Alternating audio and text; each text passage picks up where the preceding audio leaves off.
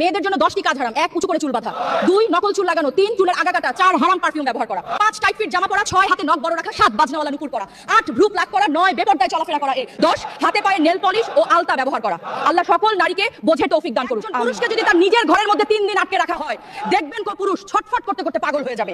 অথচ একজন নারী শ্বশুর বাড়িতে এসে অনেকের অনেক কথা শুনেও সব সহ্য করে দিনের পর দিন একটা ঘরবন্দি হয়ে থাকে। তারপর কিছু পুরুষ মানুষ এসে বলে মেয়েদের নাকি ধৈর্য নাই। ভিডিওটা ভালো লাগলে পেজটি ফলো শেয়ার করেন। মাদকের বিরুদ্ধে আপনারা সবসময় সোচ্চার থাকেন, কিন্তু বাস্তবে দেখা যায় সম্পূর্ণ ভিন্ন চিত্র। দেশের প্রতিটি এলাকায় কিভাবে কারা মাদক ব্যবসা করে সবকিছুই তো জানা, তারপর আপনারা কোনো পদক্ষেপ নেন না। কেন ধরেন না তা আমাদের জানা। আপনারা প্রত্যেকে এসব মাদক ব্যবসায়ীদের সাথে সরাসরি জড়িত। আপনারা যদি এসব ব্যবসায়ীদের প্রশ্রয় না দিতেন, তাহলে এদেশে একটাও মাদক ব্যবসায়ী টিকে থাকতে পারতো না। এখনো সময় আছে। গাড়ি চালিয়েছিস, তোর ড্রাইভিং লাইসেন্স দে। আমার লাইসেন্স নেই, যা করবি কর।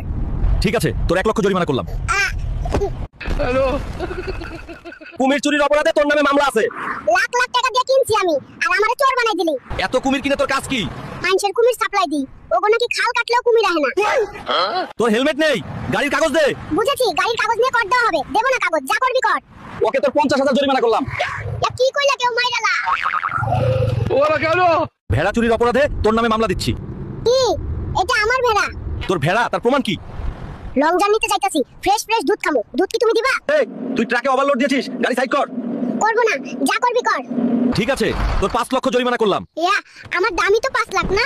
হ্যালো, তুমি স্কুলে হাঁস মুরগি নিয়ে এসেছো কেন? আব্বা আম্মা বাড়িতে নাই, ঢাকা গেছে। এখন যদি হাঁস মুরগি শিয়ালে দইরা লইয়া যায়, তাহলে তো মুখে লস হইয়া যাবে গা। তাই ওদের সাথে লইয়া আইছি। এই বাবু, প্লেনে হাঁস মুরগি নিয়ে যাওয়া যাবে না। এত বড় পথ যামু, সেকেন্ড। এই হুমন্দির পুতাই, টাকা দিয়া এমবিও মিনিট কিনবো, এর আবার মেয়াদ কেন থাকবে রে? কেন এমন হাজার নিয়ম মানুষের উপর চাপাই দিতাছস? একটা অফার দেখলাম 1200 টাকায় 4 জিবি মেয়াদ 4 বছর। এটা ধান্দাবাজি ছাড়া আর কিছু না। আবার দেখলাম 140 টাকায় 30 জিবি মেয়াদ 3 দিন। তোদের এই অফার কিনে কি সারা দিন মোবাইলের দিকে চাই থাকমু? এর জবাব দে হারামজাদারা। নারী একটু বড় হলেই পরিবারের বোঝা, বিয়ে হলে স্বামীর বোঝা, বৃদ্ধ বয়সে সন্তানের বোঝা। তাহলে নারীর অস্তিত্বটা কোথায়? 15 বছরের মেয়েকে বিয়ে দিলে বাধা দেওয়ার মানুষের অভাব নেই, অথচ 30 বছরের মেয়েটির বিয়ে না হলে দেখার কেউ নেই। শালা আমার কপালটাই খারাপ। প্রতিদিন গরুর গোশত খাইতে পারবো এই চিন্তা করে কষায় মেয়ের বিয়ে করলাম, কিন্তু এখন মাংস তো দূরের কথা, কপালে একটা হাড়ও জোটে না। ওরে ফকিন্নির চিন্তা ভাবনা দেখো। তোর বাপও তো কাপড়ের দোকানদার, আমারে কয়টা কাপড় আইনা দেশ? বছর পার হয়ে যায় আমার এক কাপড়ে। ওই বেলটু, তুই নাকি শ্বশুর বাড়ি থেকে বাইক, আইফোন যৌতুক নিয়েছিস, কথা কি সত্য? ওই কোন চুংলিং পাবে এই কথা কইছে রে? আমি লাল পুরা ঝাল লাগাই দিমু। চাচা, ছেলেরা কেন বিয়ে করে? ভাতের লোকে গালিও ফ্রি লাগে তাই রে। পুরুষ মানুষ ততক্ষণ পর্যন্ত তোমার প্রতিটি ভুল মেনে নিবে, তোমায় নির্লজ্জের মতো ভালোবাসবে, তোমাকে আগলে রাখার চেষ্টা করবে, যতক্ষণ না পর্যন্ত তুমি তার মন থেকে উঠছো না। আর একবার তার মন থেকে উঠে গেলে ভাই, হাজার কান্না করে মরে গেলেও তার মনে তোমার জায়গা কখনো আর হবে না। তাই সময় থাকতে নিজের পুরুষের মন থেকে। পুরুষের জন্য দুইটা তেতো কথা। নাম্বার 1, মেয়েদের জন্য তোমার সৌন্দর্য এমন ভাবে রাখো যাতে শুধু তোমার স্বামীই তা দেখতে পারে। তুমি বাজারে বিক্রি হওয়া কোনো জিনিস নাও যে সবাই এসে দেখবে।